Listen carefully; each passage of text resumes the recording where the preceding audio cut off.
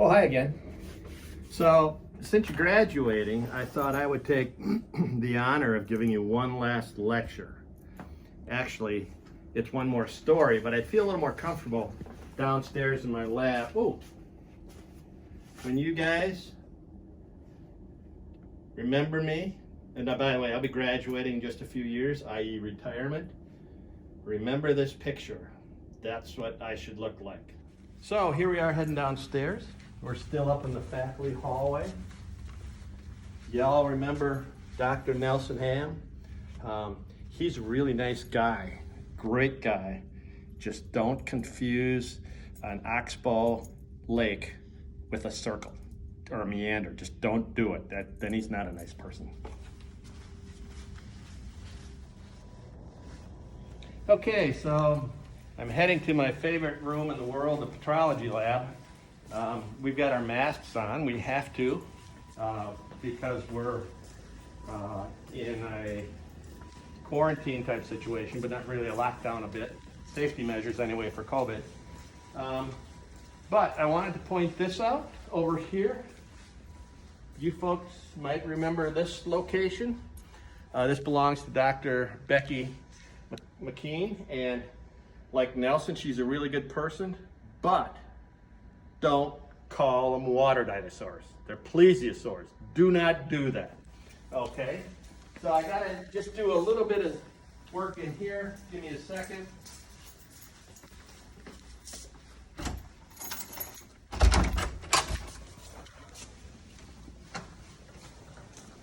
You might remember this place, our intro geology lab, where I think most of you or all of you were outstanding TAs in here. Who put that dinosaur up there?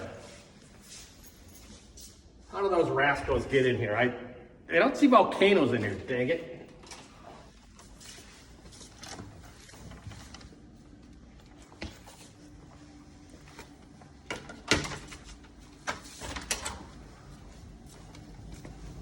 You folks may recall this place. This used to be home sweet home. It always will be your home sweet home, by the way. And always good stuff here. Always good stuff here. Isn't this a nice clean lab? I'm a firm believer in keeping labs clean.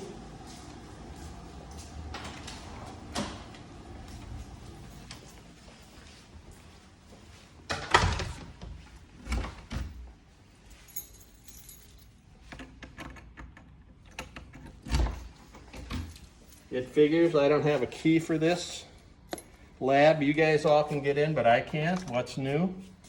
But let's see what this looks like. I just wanted to point this out and say, I was just kidding. This was actually a doubly plunging anticline. It wasn't what I told you earlier, but that's all over the dam. Water over the dam. Flood over the dam. Get it? Okay. So, coming down this way. Coming down this way.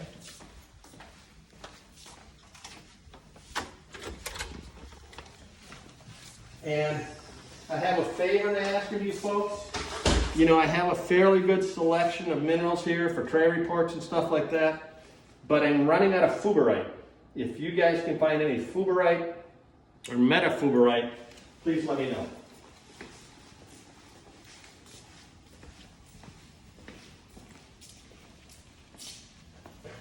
Okay, so here's the last lecture. By the way, cameraman, can you swing around the room real quick?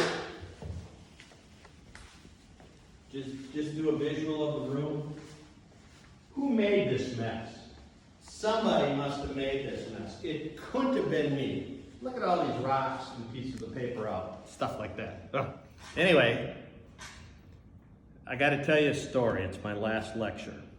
And do you remember when I gave you the whole life education lecture up here about what's important in life and what's important to be a geologist? I wanted to save one. I was going to do it when we talked about field camp and stuff, but for whatever reason, they shut down campus. I can't remember why. But it's a story, and this is a true story, and it happened to me. So I did my master's degree at Duluth, Minnesota. I majored in economic geology. Exploration geologist is what I wanted to become. And when you're doing a master's degree, you have to pick a committee. And one of the guys I asked to be in my committee was a guy named Ralph Marsden. Dr. Marsden, I'll tell you that in a second. Ralph was retiring, and our class was the last group he took as committee members, and he accepted me, and I was really excited. Ralph was a wiggy-wig. He had been vice president of U.S. Steel. He had published all these papers. He was the world's expert on banded iron formation, if you've ever heard of it, and just really, really well known. In any case, Ralph, if he got to know you, if he liked you, he would give you, call you into his office after you had defended your thesis and talk to you about just kind of the whole life education, whole life process of being a geologist, being a scientist. And he didn't do it for everybody. And for some odd reason, he did it for me, and I felt incredibly lucky. And two of the things that Ralph were known for in terms of character, he was remarkably humble. Ralph was the quietest, nicest guy in the world, although he was incredibly wiggy. And he was humble. He was just a real humble, soft-spoken man. In any case, he gave me a lecture in terms of how to proceed as a professional geologist. And he talked about character. And Ralph was also known for his character and his integrity. And he spoke about when you're a geologist, your integrity is really, really important. If your boss, if your thesis advisor, if your colleagues, if you think there's something that might be a shortcut or might be a little off base, and you know it, don't do it. If it means you get fired, you don't get your thesis, you don't pass an exam, so be it. You maintain your integrity.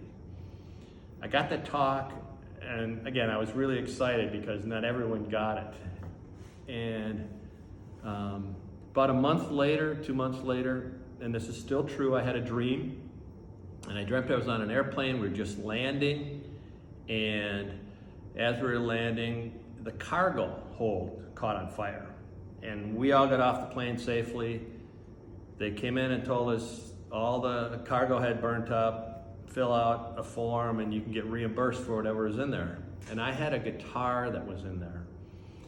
And it was the guitar I learned to play on. It had been all over the world, all kinds of geology field trips with me. It was my best buddy at the time. It was hard for me to get friends. And it was burnt up. And I'd only paid $100 for it. And I thought to myself, you know, it was worth the world to me. It was priceless. Maybe I'll just put in for $1,000 and get a really good guitar, and it still doesn't make up for the one that I had that I paid $100 for. And Ralph showed up, and all he said was, Tim, a lot of money will come and go through your hands in your lifetime, but you only have your integrity once. And I woke up, and I knew exactly what he meant. And it's so vivid to me, that dream. I can still see the location I was at and the clothes he was wearing. Fast forward, I was doing my PhD at Michigan State. Myself and 3 or 4 other graduate students were giving talks in San Antonio, staying together in a hotel room. Went down there, went to the meeting, and I ran into Ralph. And again, he was never Ralph to me, he was Dr. Marsden. And he was so well known at that meeting, one of the more famous geologists in all of the United States. And I saw him in the hallway.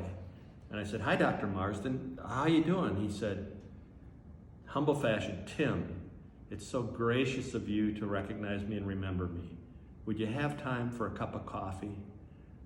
And I'm thinking, are you kidding? That's like the Pope. saying, do you have time for a cup of coffee? And so we had a cup of coffee, and we just talked in general about what we've been doing, et cetera, et cetera. Ralph at this time, I think, was 72, maybe 74 years old.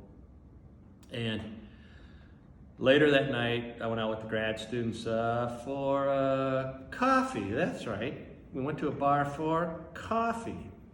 And about 11:30ish, I had to give a talk the next day. I said, I'm heading home. And they said, okay, we'll meet you back at the room. So I took off. I'm heading home. I'm crossing the street, and I find a wallet. And it's got $373 in it. And again, we didn't have any money. We weren't sure we had coffee money for that night. So I went back to the room. I was practicing my talk. The 2 or 3, 4 guys came back. And I said, hey, guys, I found a wallet. And they said, is there any money in it? And I said, yeah, $373. They said, what are you going to do with it? And I said, well, I'm going to try and find out who it is. And I said, but I've been going through the wallet. I can't find any identification. So they helped me, and they said, I can't find any identification. And they said, are you going to take some money out of it? And I said, no, it's not my money. And they said, but he'd be really happy just to get his wallet back with all the identification and stuff. I said, yeah, but it's not my money. So the next morning, I called the police, said, I found a wallet, no identification, can I give it to you? Somebody pick it up. And I said, sure. So a policeman came, and I handed him the wallet, and he opened it up, and he said, there's money in here. I said, yeah, $373. And he said, I've been on the force for, I don't know, 15 or 20 years, and I've never had a wallet returned with money in it. So he wrote me out a little receipt, and I gave him my name and address and phone number and stuff like that. And he left. And so I went up to the meeting to give my talk. And when I entered the meeting, I met somebody else from Duluth, and they said, did you hear what happened last night? I said, no, what? And they said, Ralph Marsden died. I said, what? Ralph Marsden had a heart attack about 11:30 and died. Almost the exact same time I found the wallet is when he died. I'm a scientist. I don't believe in any of the, that kind of metaphysical crapola. But what a coincidence. Because when I found that wallet, I thought of Ralph. Because I'd seen him earlier in the day and thought, Ralph taught me a really, really valuable lesson in life. To sum the story, about a month later, I got an envelope in the mail. And it was from the guy. The police had found the guy whose wallet it was. And by the way, I told the police, you can encourage him to give me money. I'll take a reward. I'm not that way. And he gave me a reward. And what he gave me were 2 or 3 of his home-written poems, which were awful. I was thinking to myself, couldn't you just send me money? But the line I'll never forget. A lot of money will come and go through your hands in your lifetime, but you only have your integrity once. Whole life learning. Greetings. This will be the last you hear of me, maybe, until you're a college graduate. And what I thought I would do is point out Main Hall to you. By the way, great fossils on the steps. No, but I wanted to say something actually a little bit serious. Nelson, Becky, and I all wish we could have been here for graduation to see you guys off. It's a precious time for us as well, and it's a sad time for us, mostly for us, when you guys all graduate. But I wanted to leave you with a poem. Of course, I'm Irish, I gotta recite a poem. And actually in graduation, folks don't get the poem, but here it goes. Can you recall, dear comrades, when we tramped God's land together and we sang the old, old earth song, for our youth was very sweet, when we drank and we fought and we lusted as we mocked at tie and tether, along the road to anywhere, the wide world at our feet, along the road to anywhere, when each day had its story, when time was yet our vassal and life's just still and stale, when peace and fathom bathed our hearts as in amber glory, along the road to anywhere we watched the sunsets fail. But alas, the road to anywhere is pitfalled with disaster. There's hunger, want, and weariness, yet oh, we loved it so. As on we tramped exultantly, and no one was our master, and no one guessed what dreams were ours as hiking heel in tow. We tramped the road to anywhere, the magic road to anywhere, such dear, dim years ago. Godspeed, graduates. Be well. Stay in touch. That's the gift you can give us. Stay in touch.